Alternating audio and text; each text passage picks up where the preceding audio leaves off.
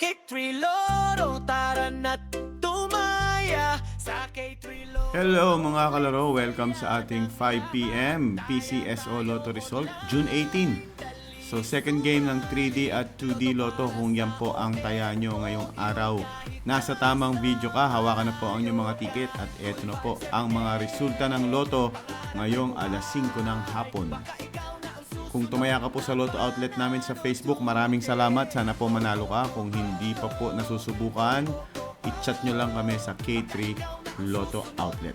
Ito na po ang resulta ng Lotto. Para sa ating 2D Lotto, ang lumabas na number ngayong alas 5 ay 2219.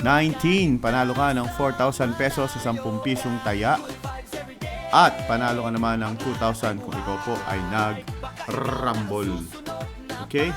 At para sa ating 3D Lotto, ang lumabas na number naman, ang nabunot ay 453. 453. Panalo ka ng 4,500 pesos kung ikaw po ay nag-target. At 750 kung nag-rumble ka sa 10 piso.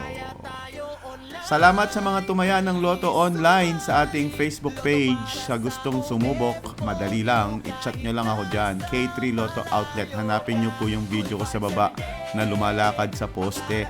May send message po dun sa video na yon at send nyo po yung message nyo sa akin. Thank you! See you mamayang 9 p.m. Subscribe!